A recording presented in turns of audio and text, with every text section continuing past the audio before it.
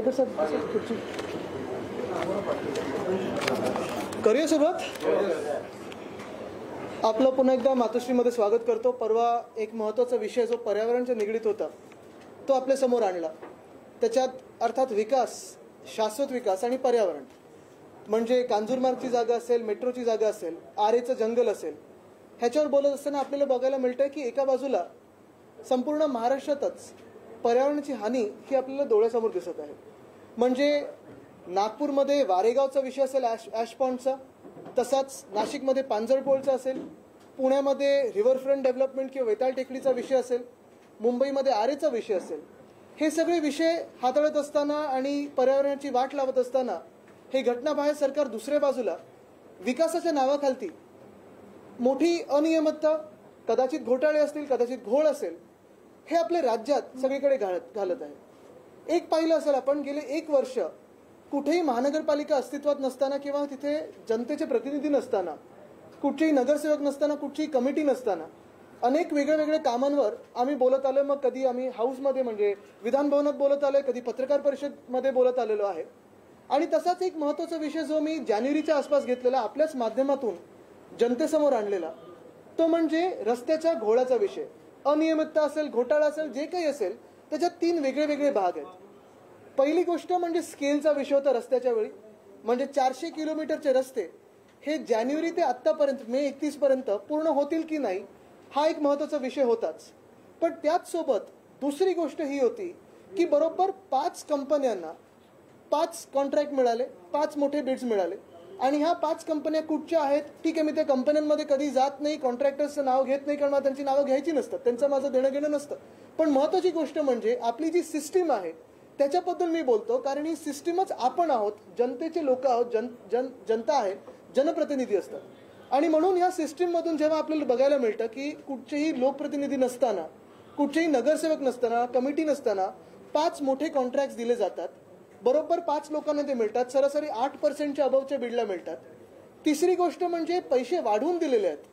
SOR जे 100 रुपये असेल ते 20 केले, म्हणजे 80 रुपयाला जे बीड करायचे ते 120 रुपयाला बीड करायला लागले. परत त्याच्याही पुढे जाऊन 8% सरासरी जास्ती, म्हणजे 48% जास्ती बिडिंग झालेलं आहे. GST वेगळा, हा तर सगळा घोळ झालाच होता. त्यानंतर आपल्याला आठवत असेल 18 जानेवारीच्या आसपास घाईघाईत वर्क ऑर्डर दिल्या गेल्या, कामं सुरू झाली असं वाटलं आपल्याला. पण जानेवारी उलटून गेलेला आहे, फेब्रुवारी, मार्च आणि आता एप्रिल संपत आला, पण ही कामं कुठेही सुरू झालेली नाहीत. जास्तीत जास्त ठिकाणी मुंबईत आपल्याला ह्या 5 कंपन्यांची कामं दिसत नाहीत. मग मूळ मुद्दा हाच राहतो की जर 400 किलोमीटरचे रस्ते कॉन्क्रिटीकरणचे घ्यायचे असतील, साधारणपणे 6080 कोटीला, आता अजूनही त्याच्यात काही प्रश्नांची उत्तरं अजून मला मिळालेली नाही आहेत, जी त्यावेळी मी विचारलेली. हे प्रश्न आहेत, जर कामांची ऑर्डर्स दिलेत तर कामं सुरू कधी होणार? दुसरं म्हणजे कामं सुरू कुठे झालेली आहेत? तिसरं म्हणजे एस्केलेशनचा क्लॉज BMCने त्याच्यात टाकलाय की नाही टाकलाय, अजूनही कळलेलं नाहीये. चौथी गोष्ट म्हणजे हे जे काही वर्क ऑर्डर्स दिल्यात त्या ॲट पार दिल्यात की बिडिंगच्या प्रमाणे दिलेले आहेत.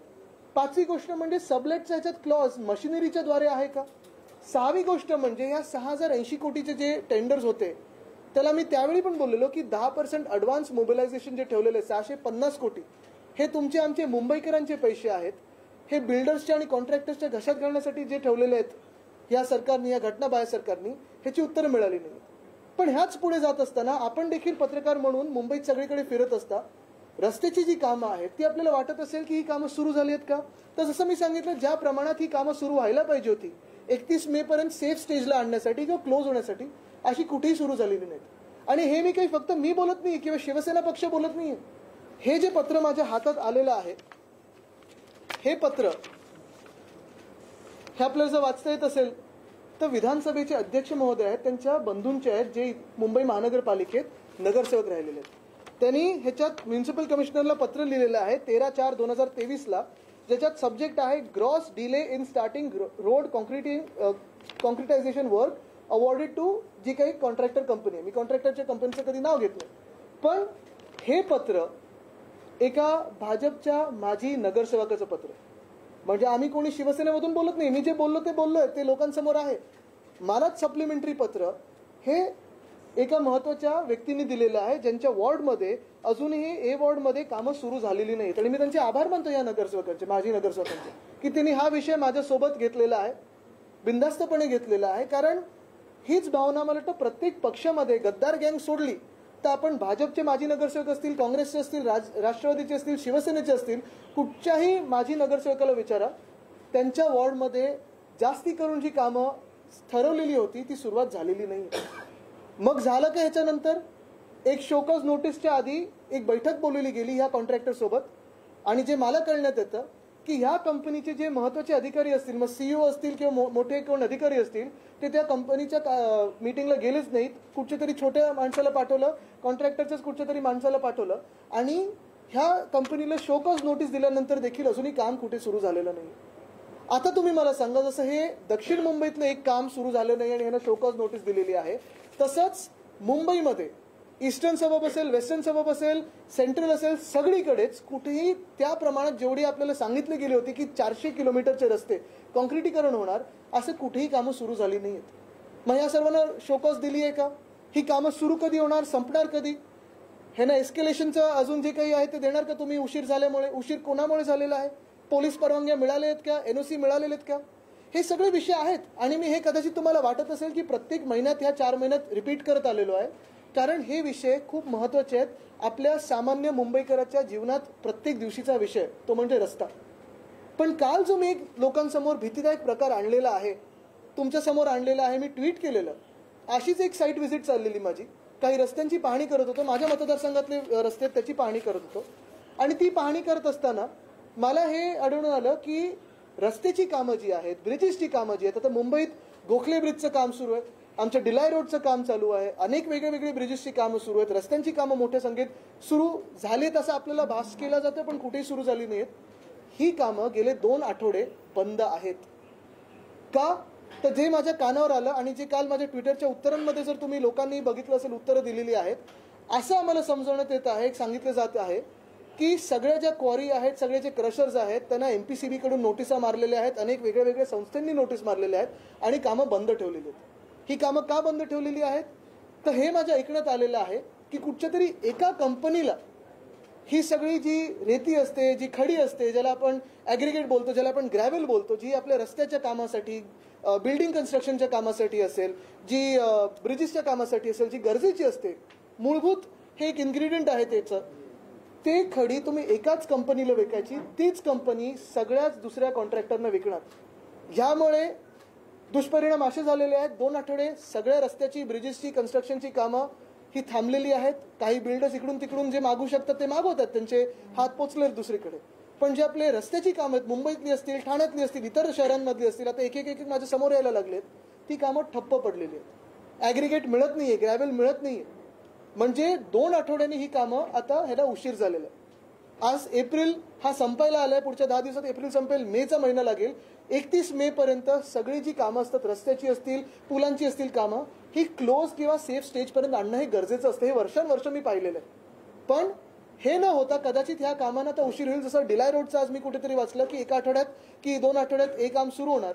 पण खरी परिस्थिती अशी आहे की मे 31च्या पुढे हे काम जाणार आहे. सुपरस्ट्रक्चर कदाचित बनेल, पण जे वरती एक लेअरिंग असतं, ॲस्फॉल्ट मॅस्टिकचं असेल, इतर असेल, हे लेअरिंग पावसाळ्यानंतर किंवा पावसाळ्यात जेव्हा आपल्याला मुभा मिळेल तेव्हा आपण करू शकू, पण पावसाळ्याच्या आधी होऊ शकत नाही. का? तर हा जो काही एक मध्यंतरी एक मोठी कंपनी लावली, बरं ही कंपनी कोणाची आहे, कुठची आहे, काय आहे? मी अनेक वेगळे म्हणजे हे काही नवीन टॅक्स लागलाय का? कारण तुम्ही विचार करा, जी रेती आपल्याला, जी खडी आपल्याला साधारणपणे 300 रुपये पर टन मिळत होती, आता 400 ते 650 रुपये पर टन ह्या अंदाजात मिळायला लागले. म्हणजे हा काही नवीन वेगळा टॅक्स आहे का? आपल्या देशात GST, आपल्या देशात वेगळे पण जणू काही वेगळं स्वतःचं स्वराज्य असावं, असा हा वेगळा काही टॅक्स लागलाय का? हा विषय. आणि म्हणून आपल्या माध्यमातून मी केंद्र सरकारला पण विनंती करेन, गडकरी साहेबांना पण विनंती करेन, कारण ते वेगवान रस्ते बनवत असतात, की थोडं ह्याच्यात लक्ष घालून आमच्या महाराष्ट्र सरकारला थोडी एक समज देऊन हे जे काही घोळ चालू आहे, जो काही घोटाळा चालू आहे, नवीन जो टॅक्स लावलेला आहे, नवीन काही पाबंदी लावलेल्या आहेत, मनमानी सरकार जे चाललेलं आहे, घटनाबाह्य सरकारचं, कुठेतरी हस्तक्षेप करून हे थांबवणं गरजेचं आहे. नाहीतर लोकांना खूप मोठा त्रास ह्या पावसाळ्यात सहन करायला लागणार आहे. एक तर जसं मी सांगितलं, उशीर तर होणारच आहे. दुसरं म्हणजे सगळ्याच रस्त्यांसाठी आणि पुलांसाठी जी काही एस्टिमेटेड कॉस्ट आहे ती वाढवली जाणार आहे. एस्केलेशन खूप मोठ्या संख्येने होणार आहे. आणि मग हे ज्यावेळी पत्रकार परिषद घेऊन मी सांगितलेलं की 8% अबवनी हे सगळे रस्त्याची कॉन्ट्रॅक्ट दिली आहेत, जेव्हा BMCने सांगितलेलं आम्ही ॲट पार देऊ, ते ॲट पार देत आहे की एस्केलेशन आहे तो एक मोठा विषय. पण हे ॲट पार मधून ह्या कॉन्ट्रॅक्टर्सचे जे पैसे किंवा ह्या सरकारचे घोटाळ्याचे जे पैसे वाचत होते ते आता ह्या माध्यमात तुम्ही घेत आहेत का, हा एक विषय राहतो. आणि म्हणून माझे या घटनाबाह्य मुख्यमंत्र्यांना थेट सवाल आहे की CM म्हणजे करप्ट मॅनच असंच घेऊन चालायचं का आपण? कारण हे सगळी खाती ही तुमच्याकडेच आहेत, जिथे जिथे घोळ होते तिथे. तुम्ही विचार करा, पहिले तर पर्यावरणाच्या जे नोटिसा दिलेल्या आहेत ते MPCB आणि एन्व्हायरमेंट मला वाटतं मुख्यमंत्र्यांकडे.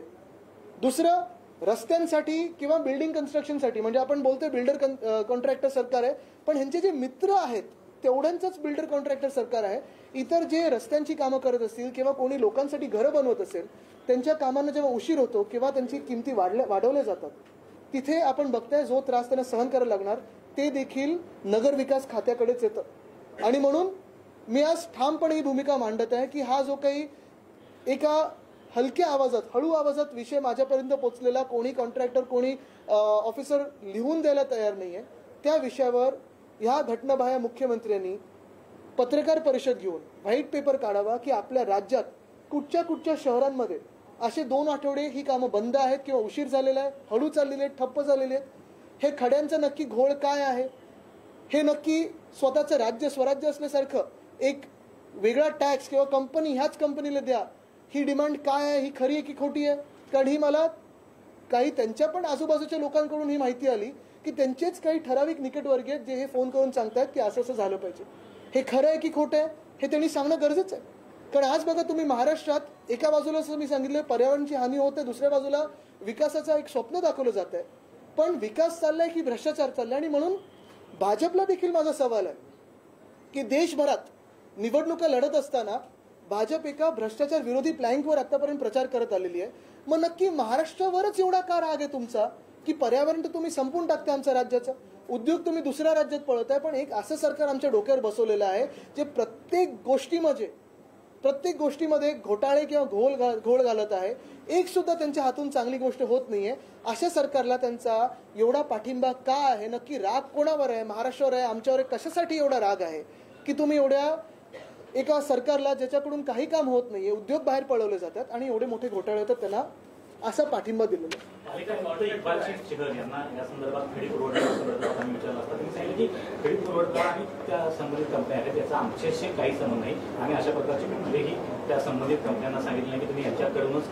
मला वाटतं तुम्ही एक त्यांना विचारा की गेल्या 2 आठवड्यात किती कामं काय वेगाने चाललेली आहेत आणि एफिशियन्सी कुठे. कारण तुम्हाला आठवत असेल जेव्हा मी पत्रकार परिषद घेऊन मागणी केलेली की ह्या रस्त्यांचे आम्हाला हे द्या, कंपन्यांचे सगळे चौकशी करून कोण कोण कुठे कुठे देशभरात काम करते, ॲडव्हान्स मोबिलायझेशन कसं होतंय, पोलिसांची परवानगी आली का, आपल्याला काय सांगितलं होतं, आम्ही CCTV लावू, जनतेला फुटेज देऊ, DLचे सगळे आम्ही माहिती देऊ, तुम्हाला जनतेला प्रत्येक महिन्यात किती काम झालंय ह्याची माहिती देऊ. आली कोणाकडे माहिती? कंपनी प्रेशराइज करते ते CMचे जवळचे आता आपण म्हणताय तर CM त्यांना वडिलांसारखे आहेत का? आता हे तुमच्याकडून आलेलं आहे, पण निकटवर्गीय हे मला सगळ्याच लोकांनी सांगितलंय. उलट त्यांच्या आजूबाजूचे जे अधिकारी ते लोक आहेत ते पण मला सांगतात निकटवर्गीय. आता निकटवर्गीय कोण आहेत, हे खरं आहे की खोटं आहे, त्यांनी पत्रकार परिषद घेऊन सांगायला पाहिजे. ही कंपनी आता माझ्या माहितीप्रमाणे 3 महिन्यापूर्वी हे आलेली आहे, पण हे तुम्ही थोडं माहिती घ्या. कारण जसं मी सांगितलं स्वराज्य असल्यासारखं सगळं चाललेलं आहे. आपल्या देशामध्ये केंद्राचे आणि राज्याचे टॅक्स हे जनतेला माहिती असतात. म्हणजे मी केंद्रीय वित्तीय मंत्र्यांना पण विचारीन की हा नवीन टॅक्स काही आलाय का? दरवर्षी पावसाळ्यात खड्डे भरण्यासाठी तिथे कॉन्ट्रॅक्ट काढलं जातं. दरवर्षी 40 कोटी रुपयांचं कॉन्ट्रॅक्ट असतं. यावर्षी मात्र 126 बरोबर कॉन्ट्रॅक्ट जे आहे ते काढले गेले आहे. त्या तिप्पट होण्यामध्ये काय करायचं हेच मी सांगतो. त्यांचे ठराविक जे मित्र कॉन्ट्रॅक्टर आणि बिल्डर आहेत त्यांचा फायदा होण्यासाठी हे काम चाललेलं आहे. ह्याच्यावर देखील आम्ही खोलावर जाऊन पत्रकार परिषद घेणार आहे, पण हे टप्प्याटप्प्याने घेणार आहे. हिंदी में भी बहुत ब्रीफ करने को है, लेकिन संक्षिप्त में अगर बात करनी हो तो यही बात है कि कल मैं जब अपने वार्ड में राउंड्स पे था, जब मैं देखता हूं कि काम कैसे चल रहे हैं, उसकी प्रोग्रेस क्या हुई है, तब एक बड़ी घटना मेरे सामने आई कि मुंबई में सारे जो रास्तों के काम है या ब्रिजेस के काम है वो पिछले 2 हफ्तों से स्लो डाउन हुए या बंद हुए हैं. बात यही है कि ये मेरे सुनने में आया है सारी जो स्टोन क्रशिंग कंपनियां हैं जो सप्लाई करती है उनको नोटिस दी गई है एनवायरमेंट डिपार्टमेंट से कि सारे ये जो काम है वो बंद रखें और सिर्फ एक ही कंपनी के माध्यम से ये सप्लाई होना चाहिए। इसका नतीजा ये हुआ है कि सारे मुंबई के जो काम है या शायद एमएमआर के काम हो, शायद अन्य शहरों में भी हो, क्योंकि कहीं भी लोक प्रतिनिधि नहीं है, तो ये बातें काफी धीरे अपने सामने आती है। लेकिन यही बात है कि नतीजा ऐसे हुआ है कि जो कीमतें थी लगभग 300 रुपए प्रति टन था, वो कीमत अभी 600 रुपए प्रति टन तक गए हैं। 2 हफ्तों का डिले हुआ है, विलंब हुआ है। और सारे जो रोड्स के काम है, ब्रिजेस के काम है, जो शायद मानसून के पहले खत्म होना चाहिए, सेफ स्टेज तक तो आने चाहिए, वो सारे अभी कुछ हो गए नहीं। दो सवाल की बात की आपने, श्वेत पत्रिका की मांग की है, जांच व्हाइट पेपर की। एक काले सरकार से श्वेत पत्रिका मांगना ये मुझे लगता है कि कितने उचित हो, लेकिन यही बात है कि इसमें जो सारे डिपार्टमेंट्स हैं वो स्वयं एक इलीगल सीएम के हैं। सीएम यानी चीफ मिनिस्टर, या जैसे अभी महाराष्ट्र में हुआ सीएम यानी करप्ट मैन। इसमें अगर उनको ठीक से जानना होगा, जनता को ये जो बात है लोगों के सामने लानी होगी। और यही बात मैं कहता हूं कि सीएम ने, इलीगल सीएम ने पत्रकार परिषद ले और आपके जो सवाल है, मेरे जो सवाल है, उसके उचित जवाब दे।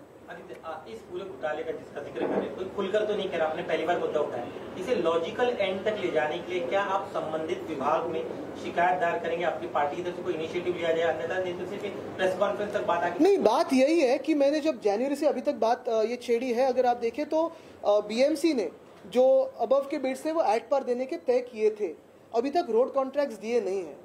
हम पूरी नजर रखे हुए हैं, शायद कोर्ट में भी जाएंगे। लेकिन बात यही होती है कि अगर सरकार से मांग करे, एक तो सरकार इलीगल है, खुद को क्लीन चिट दे देती है, कोई भी इन्वेस्टिगेशन होता नहीं है, तो शायद हम कोर्ट का रास्ता अपना ले, तो भी इस सरकार में एक थोड़ी शर्म हो तो ये सारे कॉन्ट्रैक्ट्स पे बात होनी जरूरी है। शर्म नहीं होगी तो ठीक है, फिर लीगल रास्ते हम अपनाएंगे। आप लगातार 5 कंपनियों का जिक्र करते हैं, कंपनियां मनी बेस्ड है या उनके साथ नहीं, देखिए ये जो कंपनीज है, मैंने हर बार कहा है कि कंपनी का अधिकार होता है कि कोई भी बिड हो उसमें जाके जीते। बिड फेयर बिड हो, न्यूट्रल बिड हो, जीतने का उनको अधिकार है। वो देश भर में काम करते हैं, इसलिए मैं कभी भी कंपनियों के बारे में नहीं बात करता, मैं सिस्टम के बारे में बात करता हूँ।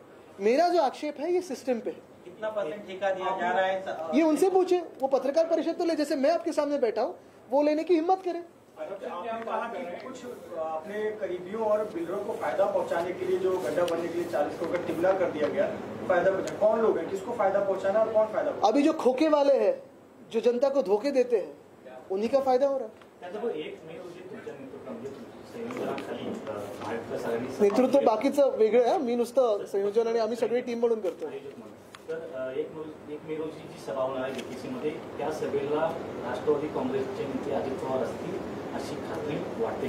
मला वाटतं आज आपण पाहत असाल हा विषय खूप महत्वाचा आहे। रस्त्यांचा विषय, आम्ही राजकीय वर्तुळात ज्या काही भाषणं करत असतो तेही जनतेचे आवाज घेत असतो, तिथे पण मी हाच विषय घेणार आहे। पण ह्याच्यासाठी वेगळी पत्रकार परिषद जी काय आयोजक म्हणून आम्हाला घ्यायची असते, महाविकास आघाडी म्हणून घेऊ। माळगावमध्ये ज्या पद्धतीने झालेलं आहे, 20 पेक्षा अधिक लोकांचा मृत्यू झाल्यास समोर येत आहे, आतापर्यंत दोष जो आहे तो सरकारने, म्हणजे ज्यांनी कोणी आयोजकांनी स्वीकारले, कसं बघता? इतकी लाखो लोक येण्यावरती सरकारला माहिती होतं। बरोबर आहे, खरं तर हा एक वेगळा विषय, पत्रकार परिषद घेण्यासारखाच विषय तो आम्ही कदाचित घेऊ। एक गोष्ट आहे, स्वारींबद्दल सगळ्यांनाच आम्हाला अभिमान आहे, आदर आहे आणि महाराष्ट्र भूषण त्यांना देणं आमच्यासाठी सर्वांसाठीच गर्वाची गोष्ट आहे। पण दुसऱ्या बाजूला त्या दिवशी जर आपण पाहिलं असेल, रात्री जेव्हा मी पेशंट्सना बघायला गेलो, जे चिंगड्याचिंगडीत थोडे अडकले होते, काही अजूनही सरकारकडून स्पष्ट कुठेही भूमिका मांडली जात नाहीये। खरं तर त्या दिवशी मला वाटतं एका मंत्री महोदयांनी स्वारींवरच हे सगळं वेल टेनिस दिली वगैरे असं सगळं सांगून मोकळे झाले आणि आज ते परदेशात गेलेत असं मला कळतं।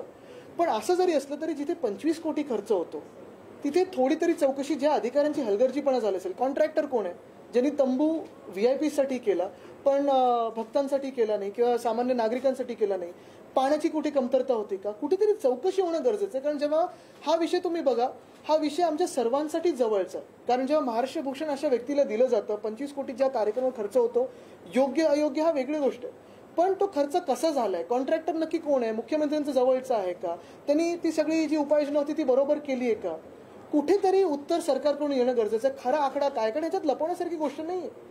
जे बिचारे जीव गमवून बसलेले आहेत किंवा ज्यांच्यावर जे काही आभाळ कोसळलं असेल किंवा आपण पाहत असाल जे इंजर्ड असतील त्यांची उपचार सुरू आहेत, पण हे लपवण्यासारखं काहीच नाही। मला वाटतं सरकारकडून थोडंफार लपवलं जात आहे असं दिसत आहे, कारण त्या दिवशी देखील बातमी खूप उशिरा आली, अजूनही आकडे स्पष्ट येत नाहीयेत आणि म्हणून ह्याच्यात सखोल चौकशी झाली पाहिजे। आणि राजकारण न होता ह्याच्यात चौकशी झाली पाहिजे. आणि जे कोण ह्याच्यात जे कुठचेही अधिकारी, मी दोषी म्हणणार नाही, पण हे नैसर्गिक नव्हतं, हे ऍक्ट ऑफ गॉड नव्हतं, हे मिसप्लॅनिंगमुळे होतं. वेळ चुकीची असेल, ही वेळ नक्की कोणी दिली, त्या दिवशी तर यांनी ढकलून मोकळे झाले, जे स्वारीवरच ढकलले. हे चुकीचं आहे, हे योग्य नाही आहे महाराष्ट्रामध्ये. ज्यांना तुम्ही सन्मानित करताय असं मला वाटतं हे चुकीचं आहे आणि थोडी चौकशी होणं गरजेचं आहे. येणार आहे या संदर्भात की 12 ते 5 या वेळेमध्ये कुठलेही सार्वजनिक कार्यक्रम होऊ नयेत, उशिरा सुचलेलं शहाणपण आहे काय सरकार? मला वाटतं मी सगळ्यांनाच अपील करीन, सगळ्याच राजकीय कार्यकर्त्यांना, सामाजिक कार्यकर्त्यांना, आपल्याला पण, कारण आपण पण खूप वेळा बाईट्स घेण्यासाठी उन्हात असता आणि आम्ही तेव्हा तुम्हाला सांगतो सुद्धा की अरे बाबांनो आज बोलायचं नाही, तरी तुम्ही कधी कधी उन्हात उभे असता, गेटवर असता. मंत्रालय असेल, सह्याद्री असेल, कार्यक्रम असेल, स्वतःची काळजी घेणं गरजेचं आहे. एक विषय खूप महत्त्वाचा आहे पर्यावरणाचा, जो मी सतत बोलत आलोय, उष्णता वाढत चाललेली आहे. पाणी पिणं गरजेचं आहे, टोपी घालणं गरजेचं आहे, मोर्चे काढू नका ह्या वेळेत. थोडी स्वतःची काळजी घेऊन जनतेची काळजी घेणं गरजेचं आहे. उंदरांची संख्या वाढल्याचं पाहायला मिळते. 40 अनेक फाईल्स आणि अनेक जे कागदपत्र आहे त्यांचे चाळण होताना पाहायला मिळते. तुम्ही देखील मंत्रालयात काम केलेले, किती गंभीर विषय ठरतो? नाही, एक आहे त्याच्यावर सगळ्यांवर मी वेगळा विषय आहे. आज महत्त्वाचा विषय हाच आहे की रस्त्यांचा जो विषय आहे मी सतत लावून धरलेला आहे, कारण हा विषय जनतेसाठी महत्त्वाचा आहे. आतापर्यंत 25 वर्षात आपण पाहिलं असेल, मुंबईत जेव्हा शिवसेना सत्तेवर होती तर रस्त्याची कामं असतील, इतर कुठची कामं असतील, इव्हन 90,000 कोटीचं जे आपण फिक्स डिपॉझिट करू शकलो ते आपल्या सगळ्या लोकांच्या पेन्शनसाठी असेल, इतर काही गोष्टींसाठी असेल, प्रोजेक्टसाठी असेल, ही रिझर्व्ह फिक्स डिपॉझिट तोडण्याचं काम होत आहे. मुंबईला अक्षरशः पिळून काढण्याचं काम होतं आणि मुंबईला दिल्लीसमोर झुकवण्याचं काम होतं. आतापर्यंत आपल्याला 1 रुपयासाठी देखील कधी दिल्लीसमोर किंवा राज्य सरकारसमोर झुकायला लागलं नाही. ही शिवसेनेने मोर्चे बांधी मुंबईच्या आपल्या बीएमसीची केलेली. आता आपण पाहताय की मुंबईला झुकवण्याचं काम आणि मुंबईला वीक करण्याचं काम चाललेलं है.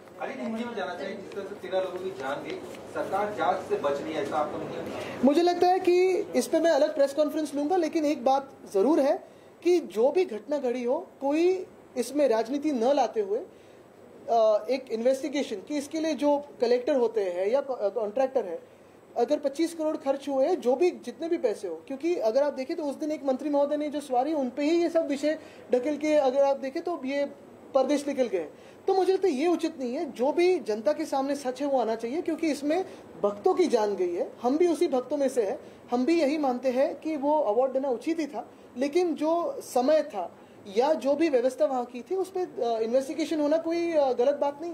पवार को लेकर जो रोज चर्चाएं चलती है, संजय राउत उन्होंने कल तो प्रेस कॉन्फ्रेंस ली है. पर्यावरणाचा विषय आहे. तुम्ही वारंवार अनेक दिवसापासून सगळ्याच पूर्ण हा विषय मांडताय आणि तुम्ही आता नेहमी म्हणताय की आम्हाला उत्तर देणार नाहीये. आणि मागच्या वेळेला पण म्हटलं होतं आंदोलन आणि कोर्ट हा महत्वाचा विषय. आपणही खूप उशीर करताय असं वाटत नाही का? बिलकुल नाही. पुन्हा पुन्हा सांगताय ते ऐकणार नाही. बिलकुल नाही. माझं काम आहे जसं तुमचं काम आहे की सत्याच्या सोबत आपण उभं राहायचं. या देशात सत्यमेव जयतेला महत्व आहे, सत्तामेव जयतेला नाही. आमचा देखील निकाल लवकरच लागेल. आम्हाला देखील हीच आशा आहे की सत्तेसोबत न्याय मिळेल आम्हाला. आणि महत्वाची गोष्ट ह्याच्यात हीच राहते, आपण बघा महाराष्ट्रात सगळ्या ठिकाणी, मग अगदी रामटेकमध्ये वारेगाव असेल, नांदगाव असेल, जिथे ॲशपॉन्ड कदाचित पुन्हा सुरू केले जातील, तिथे मी पर्यावरण मंत्री म्हणून जे ॲशपॉन्ड बंद केलेले, मोकळे केलेली 700 एकरची जागा ॲश पूर्ण बाहेर काढलेली आपण, ती कदाचित सुरू होते. तिथे लोक आंदोलनाला बसलेले आहेत. तिथे आपलं देखील तेवढाच मोठा रोल असतो पत्रकार म्हणून की ते जनतेसमोर आणणं, आणि ते आपण करत आलेलं आहात. दुसऱ्या बाजूला नाशिकमध्ये पांजरपोळ ही गायरान जागा आहे. तिथे एक ट्रस्ट आहे गायींसाठी, ती ट्रस्ट तिथे नेमलेली आहे. ती जागा वर्षानुवर्ष पिढ्यानपिढ्या काही लोक तिथे गायींना जप्त जोपासतायत. ती जागा जप्त जोपासतात. तिथे MIDC आणण्याचा प्रकार चालू आहे. तिथे लोकांचा विरोध आहे. तिथे देखील आपण प्रेस म्हणून तो विषय उचलून धरलेला आहे. पुण्यात वेताळ टेकडीचा विषय असेल, जिथे मी पर्यावरण मंत्री म्हणून एक बोगदा आणि एक रस्ता थांबून ठेवलेला, कारण तिथे करून काहीच उपयोग नाहीये. तसं आता दुसरीकडे परत सुरू झालेलं आहे. तिथे देखील जनता पुढे आलेली आहे, प्रेस देखील पुढे आलेला आहे. रिव्हरफ्रंट डेव्हलपमेंटचा विषय, मुळामुठाचा विषय आहे. तिथे स्विमिंग पूल किंवा कॉन्क्रिटीकरण करण्याचा विषय, जनता पुढे आलेली, प्रेस पुढे आले. तसंच मुंबईमध्ये आरेचा विषय असेल, अनेक सारे विषय आहेत ते आपण हाती घेतले. तुम्ही सोबत आहात. तर आपण सगळे जनता म्हणून सोबत असताना आणि तुम्ही या लोकशाहीचा एक महत्वाचा आधारस्तंभ म्हणून सोबत आल्यानंतर भीती कुठच्या गोष्टीची? आरेचा विषय तुम्ही काढला आहे. सुप्रीम कोर्टाने MMRCL ला आता 10 लाखाचा दंड ठोठावलेला आहे, कारण का आरेमध्ये 87 ट्रीजची तोडायची परमिशन होती, मात्र 177 ट्रीज तोडले गेले आहेत आणि त्यासाठी सुप्रीम कोर्टाने MMRCL ला 10 लाखाचा दंड मारला म्हणजे चूक झालेली हे MMRCL ने मान्य केलेलं आहे. आता महत्वाची गोष्ट हीच आहे, त्या दिवशी मी सांगितलं की कांजूरमार्गला नेऊन जे आपण या महाराष्ट्राचे 10,000 कोटी वाचवले असते, म्हणजे आपण पाहत असाल 2 लाईन 414 हे ठाणे जिल्ह्यात आता ऍक्विजिशन होणार आहे. कोणाच्या जमिनी आहेत, कोणाच्या सातबार आहेत, कोण मध्यस्थी करताय ह्याच्यात मला जायचं नाहीये, पण ते जे काही पैसे असतील वाढवून आता जे मिळतील ते मग कांजूरमार्गच्या जमिनीचे आरेचे, मग चारही ठिकाणी कन्स्ट्रक्शनची कॉस्ट, मग तिथे मेंटेनन्सची कॉस्ट, ऑपरेशनची कॉस्ट, मॅनपॉवरची कॉस्ट ही एका जागी जर आली असती तर हे वाचवले असते पैसे. पण आज परत एकदा मी आपलं सगळ्यांचं लक्ष हे एकाच ठिकाणी आकर्षित करेन, ते म्हणजे रस्त्याचा जो घोटाळा चाललेला आहे, घोळ चाललेला आहे आणि ह्याच्यात आज जो मी खडी हे नवीन कुठचं एक टॅक्स ह्याच्यावर लागलेलं आहे जेणेकरून किमती वाढलेल्या आहेत, उशीर झालेला आहे. केंद्र सरकारकडे पण मी विनंती करीन की आमच्या महाराष्ट्रामध्ये जे काही घोळ चाललेले आहेत थोडं हस्तक्षेप करून जे रस्त्याचा वेग कदाचित इतर राज्यांमध्ये गडकरीचा वेगवान जे रस्ते बांधत आहेत तसं मुंबईमध्ये देखील हे जे काही घोळ चाललाय तो त्यांनी सोडवावा. धन्यवाद. झालं आता